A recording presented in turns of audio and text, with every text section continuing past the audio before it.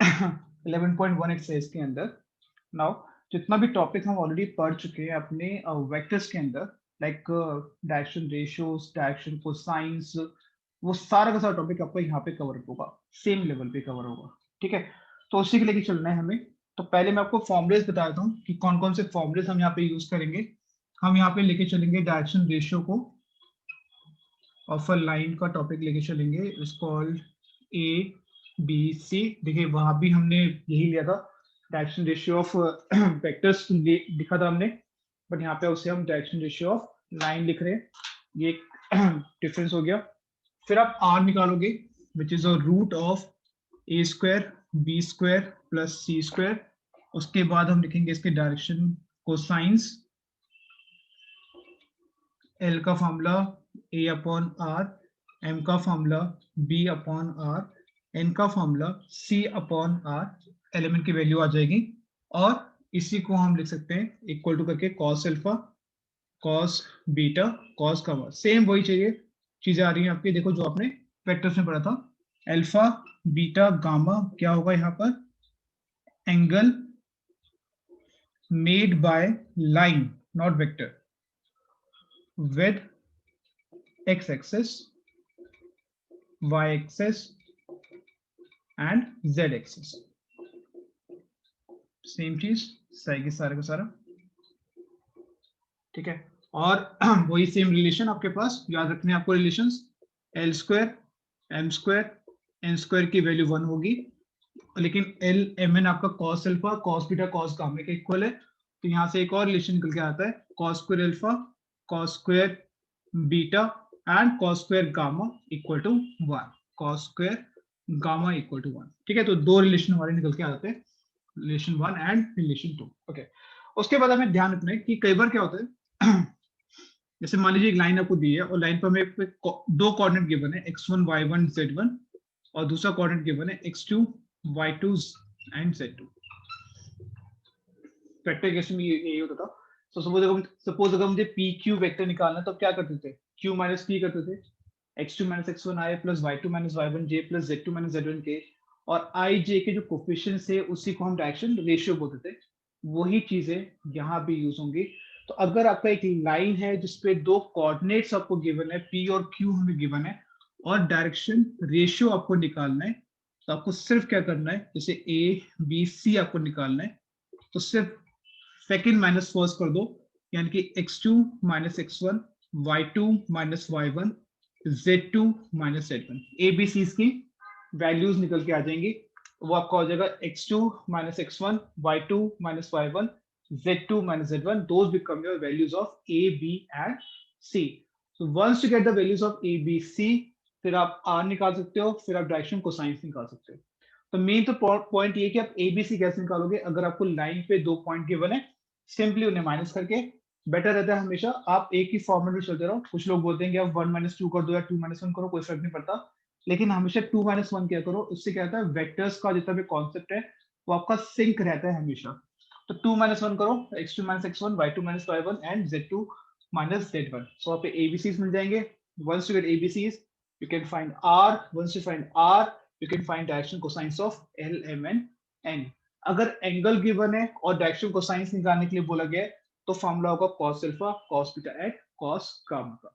तो ये पूरा का टॉपिक जो ऑलरेडी आप वेक्टर्स में पढ़ के आ चुके हो, और ये सारा का सारा आपका एक्सरसाइज 11.1 के अंदर रिपीट हो रहा है। सो क्वेश्चन 1 नाउ, यहाँ पे आपको गिवन है, if the line make an angle of 90 degree, 135 and 45 degree with the x axis, y axis, z axis, find the direction cosines। okay, so alpha आपको गिवन है 90 degree, beta आपको given है 135 degree and gamma is equal to 45 degree. और जो find करने के लिए बोला गया है वो है एल एम एन, यानी कि स्टैंडर्ड नोटेशंस, डायरेक्शन कोसाइंस आपको बोला है निकालने के लिए।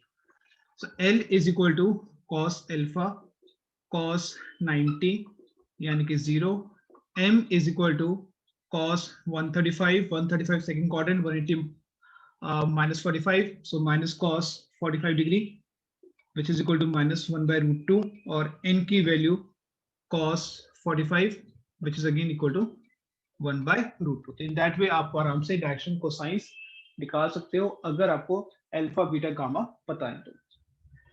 अब आते हैं क्वेश्चन नंबर 2 पे, क्योंकि ये तो बहुत सिंपल से था। क्वेश्चन नंबर 2 पे आ जाते हैं कि क्वेश्चन नंबर 2 क्या कह रहे हैं। So question number 2 now, they said to find the direction cosine of a line which make equal angle with the coordinate axis. Same question आपका मिसिंग एक्सरसाइज जैसा ही है, तो वहां भी हम यूज करना है direction cosine of a line which make equal angle. So what is given in this case? Alpha equal to beta equal to gamma. हमें क्या फाइंड करना है? डायरेक्शन कोसाइंस, यानी कि बेसिकली क्या फाइंड करना है? एल एम एन की वैल्यू फाइंड करनी है। Okay, so as alpha equal to beta equal to gamma, आप ये लिख सकते हो cos alpha equal to cos beta equal to cos gamma, या फिर L equal to M equal to N, let's say equal to k equal आ गया। ठीक है, अब एक रिलेशन अपने पास है ऑलरेडी,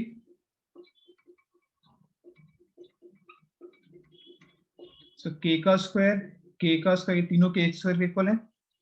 सो 3k का स्क्वायर इक्वल 1, k की वैल्यू 1, k स्क्वायर की वैल्यू 1/3 आ जाएगी। ठीक है, अब what is the value of k then, तब k कितना हो जाएगा आपका, वो भी देख लेते हैं एक बार। जब k स्क्वायर की वैल्यू आ जाएगी तो कितना होगा, प्लस माइनस 1/√3। सो k की वैल्यू प्लस माइनस 1/√3 हो गई, लेकिन एलिमेंट जो है वो आपस में इक्वल है, वो आपस में k के इक्वल है। तो देयरफॉर योर डायरेक्शन कोसाइंस यानी L equal to M equal to N equal to plus minus 1/√3। That become your question number 2, exercise 11.1. So question 4 now. Now we will show the point 2, 3, 4, -1, -2, -1, -2, -1, -2, 1 and 5, 8, 7 are collinear. Okay, तो पहले point को A मान लेते हैं 2, 3, 4, दूसरे point को B मान लेते हैं which is -1, -2, 1 और तीसरे पॉइंट को C ले लेते हैं, let's say 5, 8 and 7। और आपको शो करने के तीनों पॉइंट आपके कोलिनियर है। ठीक है, ये हमें शो करने को बोला गया। तो कोलिनियर चेक करने के लिए सबसे पहले डायरेक्शन रेशियो AB के निकालेंगे और फिर डायरेक्शन रेशियो BC के निकालेंगे। तो अगर डायरेक्शन रेशियो निकालना है AB का,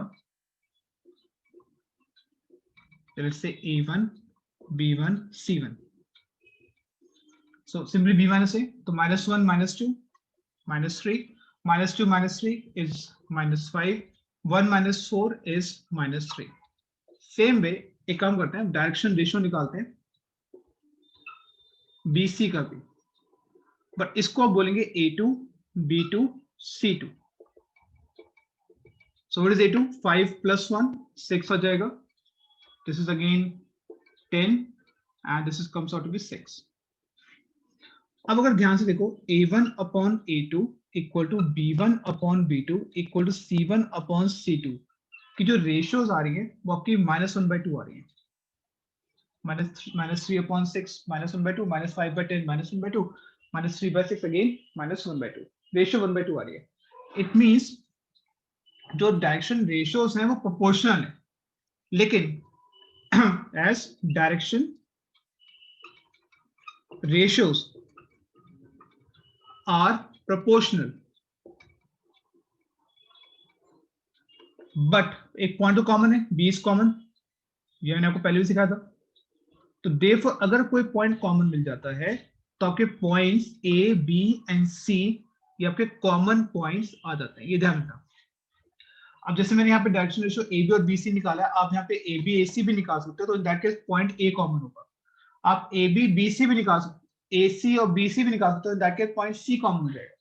तो अगर पॉइंट कॉमन आ रहा है दो लाइन के बीच में, तो इन दैट केस जो पॉइंट है ए बी सी जो पॉइंट्स हैं इस केस में भी और बाकी केसेस के अंदर भी, वो आपके कोलिनियर केसेस बन जाएंगे। This become your question number 4।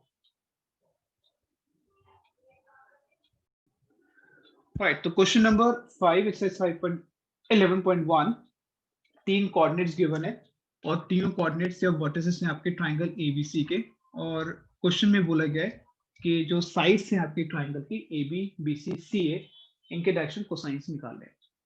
अब डायरेक्शन कोसाइन निकालने के लिए पहला तरीका होता है डायरेक्शन रेशियो निकालना। तो सबसे पहले एक काम करते हैं, डायरेक्शन रेशियो निकालते हैं ऑफ ए बी की। इसको मान लेते हैं ए बी और सी। ठीक है, डायरेक्शन रेशियोज निकालनी है, ए बी सी उसे मान लिया। अब ए बी सी क्या हो जाएगा, बी माइनस ए, सिंपली करके। तो -1 -3 -4, 1 -5, 1 -5 अगेन -4, 2 + 4 is 6। फिर r निकालते हैं, root of A square B square C square, root of 16 16 36 32 36 68। ठीक है, तो r की वैल्यू 68 आ गई। अब डायरेक्शन कोसाइंस निकालेंगे। 68 के फैक्टर्स हो सकते हैं, इसको भी देख लेते हैं, 2 3 4 2 और 17, तो इसको 2√17 लिखते हैं। तो थोड़ा और सिंप्लीफाई करते हैं। ठीक है, direction cosines L M N A upon R B upon R C upon R, -4 by 2√17 -2 upon √17। ऐसे ये कितना हो जाएगा, सेम -2 बाय √17 एंड 3 बाय √17। तो direction cosines will be -2 by √17 -2 by √17 and 3 by √17 of line A B. अभी सिर्फ A B वाली बात हुई है। सेम यही ट्रिक्स, यही कॉन्सेप्ट आप बीसी के लिए भी यूज करोगे और सीए के लिए भी यूज करोगे। ये question examination point of view से बिल्कुल नहीं है, क्योंकि एग्जामिनेशन पॉइंट ऑफ व्यू से अगर ये क्वेश्चन को बोला जाएगा तो वो सिर्फ आपका तीनों में से कोई भी एक साइड को का डायरेक्शन कोसाइन निकलवा लेंगे, तीनों का डायरेक्शन कोसाइन नहीं निकालेंगे, बिकॉज वो रिपीटिशन हो जाएगा। That's why this question is not for the examination point of view. This question is basically meant for your practice, कि practice के लिए बना हुआ है। ठीक है, तो this is all about question number 5, exercise 11.1।